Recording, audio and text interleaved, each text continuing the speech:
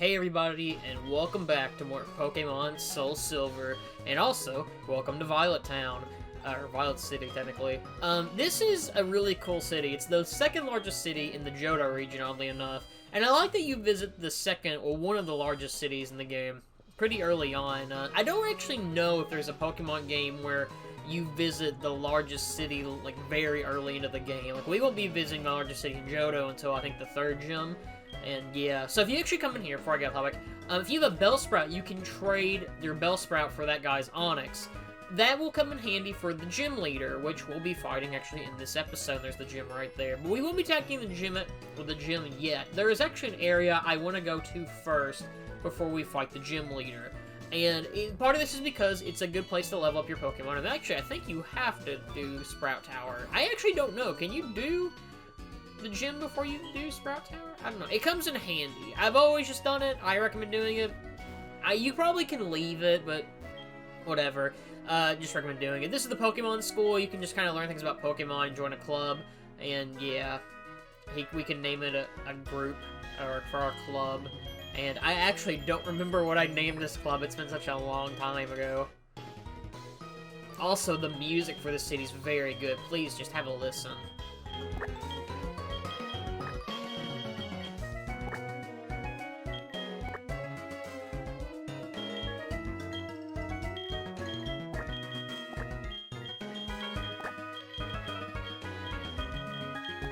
Also, yes, the group name is Yup Cock, because why not, you know? Yup Cock. But I really do like Violet City, so I'd actually want to cover some information on Violet City. So, the description for Violet City is the city of nostalgic scents, and believe me, when I heard this song playing through the game, I got very nostalgic. And welcome to Sprout Tower, our real kind of first dungeon in the game.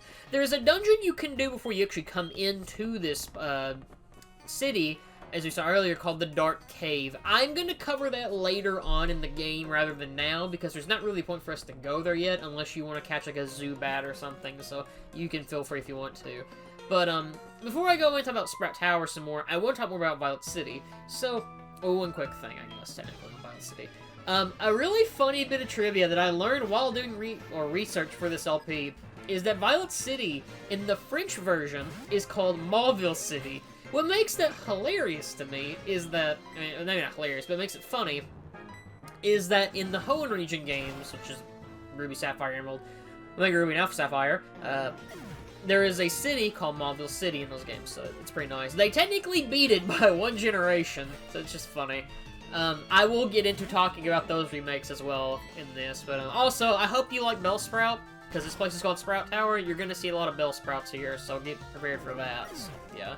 Talking about Sprout Tower, though, it is a tower where people study diligently, there you go, to learn and live with Pokemon. The tower is over 100 feet tall, and it's believed that it originally was a giant Bellsprout, which is cool. So yeah, I guess in terms of like real life, after doing some research, it's based off of the Buddhist temples located in the Nara region of Japan, which is pretty cool. And yeah. Also, one other bit of trivia that I did not talk about, that I didn't know about before recording this part, is apparently Sprout Tower was going to be a stage in Super Smash Bros. Melee, but it got scrapped. Now, there is a reference, I believe, to I'm gonna spoil something, but the Burn Tower in Super Smash Bros. Melee and all the games appears on the Pokemon stage.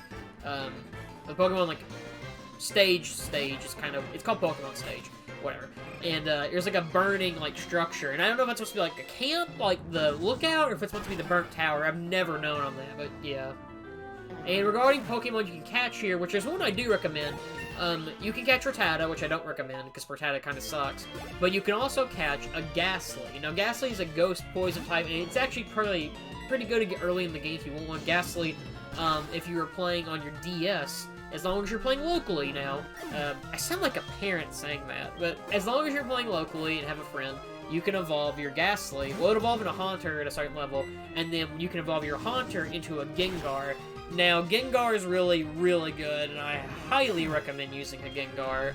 I am using an emulator to play this because it's a lot easier to record it this way.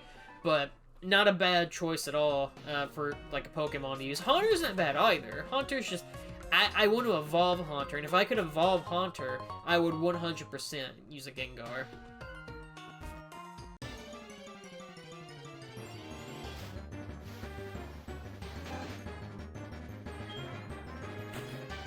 Also, I want to talk about trainer design a little bit here too.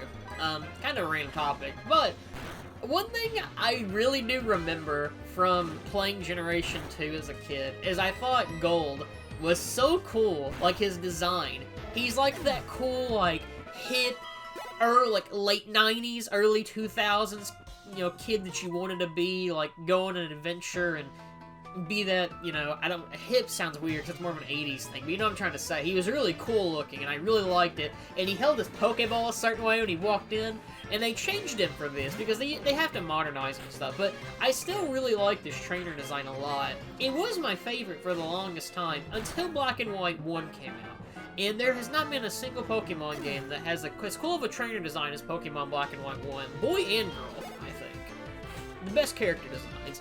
The worst character design, though, is by far... I want to say either Black and White 2, or...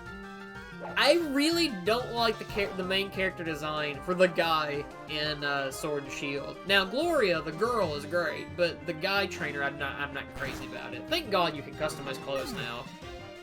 Like, that's one thing with them doing this, and there were talks about this with the Crown Tundra, because they make things, well, in Eye of Armor as well, they give you the option to customize how your character dresses, obviously, in Gen 6 onwards, but in those games, they give the option to dress up as, like, other characters in the game, so you can dress up like Leon or Marnie, for example. I wish they would give you the option to dress up as, like, older trainers. If you want to dress up as, like, Red or Gold or Ruby or Sapphire, you know, or May, technically, it's kind of her name in the anime, but in the games, I think she's just called Sapphire. Well, no, she's called May in the games. I'm dumb. But, still, I wish you could do that. It'd be really cool, and I guess they'd let you do that, I think, but, yeah. Are you sick of Bellsprouts yet? Bellsprout's pretty easy to catch in this game. If you do want a grass type, I can't really argue against Bellsprout, because there's not a lot to choose from, I feel like, in Johto when it comes to grass types, and it's not bad. I just like other grass types more. Like, Johto region games are one of the games I never use grass types. I'll just, kind of a spoiler, I'm not using a grass type, so, yeah. And we learned Quick Attack. I didn't bring this up, but Quick Attack basically is a move that usually will let you attack first. It's very fast, and it's a better version of Tackle, basically. A lot faster, you know. I do like the Sprout Tower, though. It's really cool. It's one of the places from the Johto region I really do remember a lot, and I do like it. Like I said, I love the settings and the areas in the Johto region. They're great. Johto is a very underrated region. Like, I feel like, obviously, Game Freak really loves Kanto, because they bring Kanto back all the time, ironically, talking about with this game. But, still, I would like some Johto love, you know? We've had Dynamax, Kanto starters, Mega Evolutions. Throw Typhlosion a Mega Form or something, I don't know. Like, Sceptile's great. You know, I love Sceptile. I'm glad he got a Mega, but if Typhlosion could also get one, I'd be happy. Also, just to start the arguments, Typhlosion is better than Charizard. Cyndaquil is better than Charmander. Cyndaquil is arguably the best fire starter in the entire series. He's my favorite fire... I said the episode was my favorite starter. I probably shouldn't have said that. He's one of, but he's my favorite fire starter in the series. 100%. I love Scorbunny, but Cyndaquil was my man. I don't know, it's nostalgia, and I just like the designs, purely what it is, but I love Gen 2. Going on this, I'm gonna get on it later on, people suck the Gen 1 Pokemon designs dicks, but Gen 2 also has some really good designs.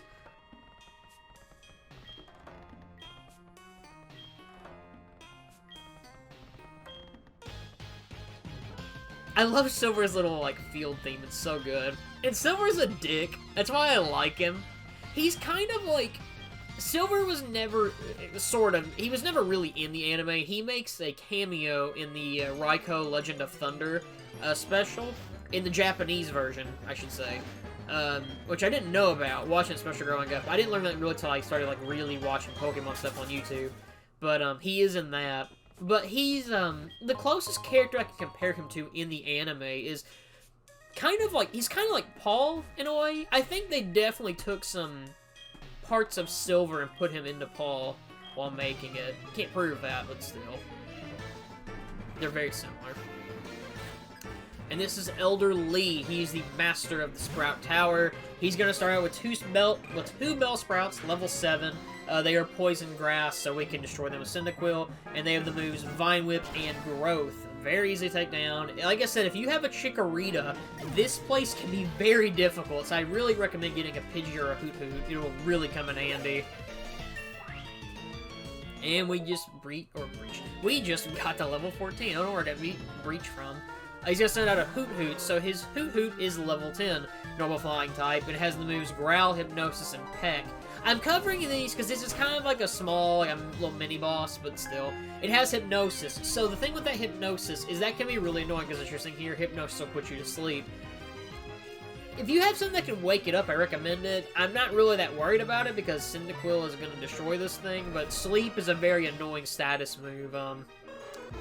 Sleep's probably a better status move for catching, like, Pokemon, I think. It can come in handy for boss fights as well, as we're gonna see later on. We'll see, but still, it's kind of annoying, I guess. Sleep's probably I think Sleep is the most annoying of the status moves to deal with. Like, being paralyzed sucks, and, like, being frozen's annoying, but, like, Sleep is the worst, because you have to use an item to get rid of it, and then by the time you do that, the AI is going to be really dickish and throw another Hypnosis, even though you use an item. Why would the AI use it back-to-back? It doesn't make sense, I know, but it's very annoying, and they'll likely do it, and yeah. Bellsprout's done. Very, very small and easy dungeon, but I also like his face and his mustache. And yes, Cyndaquil is evolving already!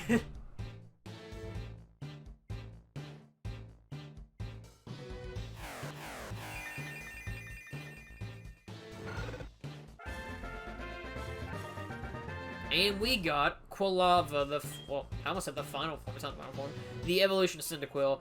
And also, as your Pokemon evolve, they will also change on the screen. I really love that. Why won't they bring that back for more games? It's fantastic. I really, really, really, that's like 3 reallys, hope they bring this back, but yeah. And the guy there will give us Flash. That Pokeball you saw earlier, the item, you get an escape rope with it, so you can use escape rope, which is really cool to get out of here. If you actually have Dig, the Dig team, you can come in here and dig your way out of this, which is hilarious. So, like, if you catch, like, a Diglett, you can literally dig your way out of Sprout Tower. You won't see that, but you'll escape from the tower, which is funny. But now that we have that done, we got a few minutes left. Let's head to the Violet City Gym and tackle that, because it's a really easy gym. And plus, we have Quilava now. Quilava's pretty great. It's gonna kick a lot of butts, so, you know.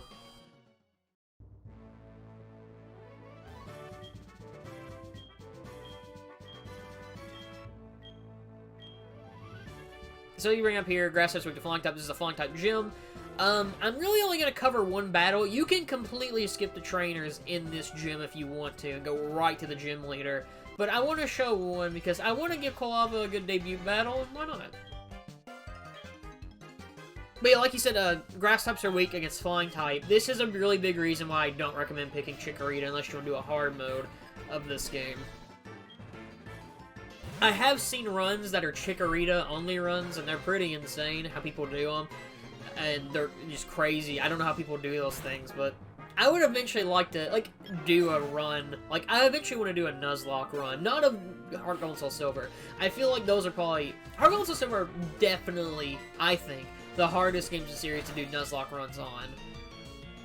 I feel like the easiest would be Generation 6, just because Gen 6 is piss easy, but... Well, Gen 8's easy until the final boss, but still. And yeah, Quilava's getting really high up in levels. I probably should have been careful and caught something else, just in case I didn't actually mess him up, but still. And here's Falkner, the Flying-type gym leader.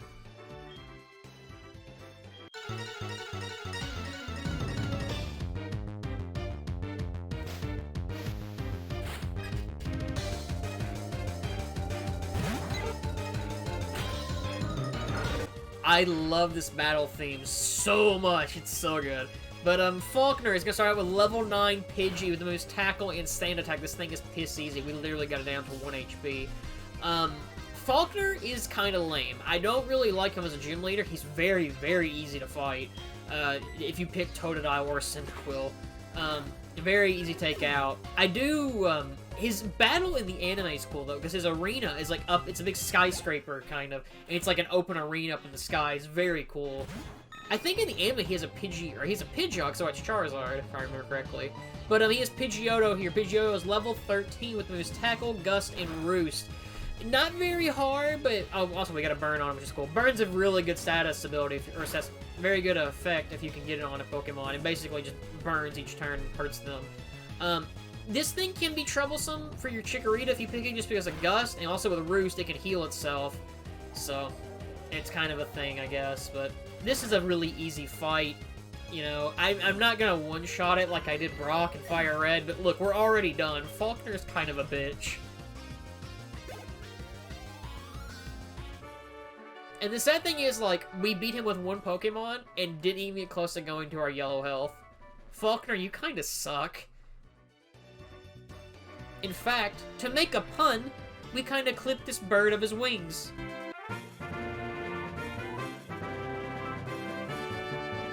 I'm glad I timed that so well when that music happened. That was not intentional, but it had to. And as you saw there, we got the Zephyr badge.